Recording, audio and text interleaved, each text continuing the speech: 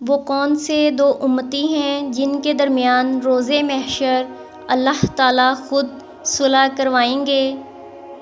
حضرت انس رضی اللہ عنہ روایت کرتے ہیں کہ ہم نے ایک دفعہ نبی کریم صلی اللہ علیہ وسلم کو دیکھا کہ آپ مسکرا رہے ہیں، تو حضرت عمر رضی اللہ عنہ نے پوچھا، یا رسول اللہ صلی اللہ علیہ وسلم، کون سی چیز مسکراہٹ کا سبب ہوئی؟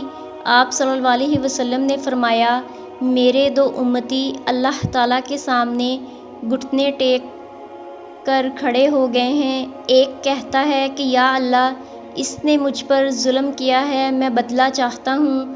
اللہ پاک اس ظالم سے فرماتا ہے کہ اپنے ظلم کا بدلہ ادا کرو۔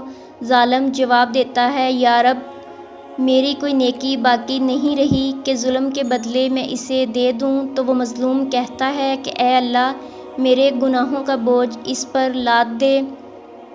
یہ کہتے ہوئے نبی کریم صلی اللہ علیہ وسلم آبدیدہ ہو گئے اور فرمانے لگے، وہ بڑا ہی سخت دن ہوگا، لوگ اس بات کے حاجت مند ہوں گے کہ اپنے گناہوں کا بوجھ کسی اور کے سر دھر دیں۔ اب اللہ پاک طالب انتقام مظلوم سے فرمائے گا کہ نظر اٹھا کر جنت کی طرف دیکھ۔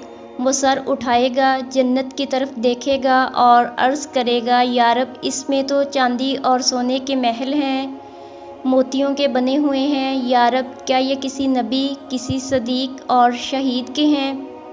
اللہ تعالیٰ فرمائے گا، جو اس کی قیمت ادا کرتا ہے اس کو دے دیے جاتے ہیں۔ وہ کہے گا، یا رب، بھلا اس کی قیمت کون ادا کر سکتا ہے؟ اللہ تعالیٰ فرمائے گا، تو اس کی قیمت ادا کر سکتا ہے۔ اب وہ عرض کرے گا، یا رب، کس طرح؟ اللہ تعالیٰ ارشاد فرمائے گا، اس طرح کہ تو اپنے بھائی کو معاف کر دے۔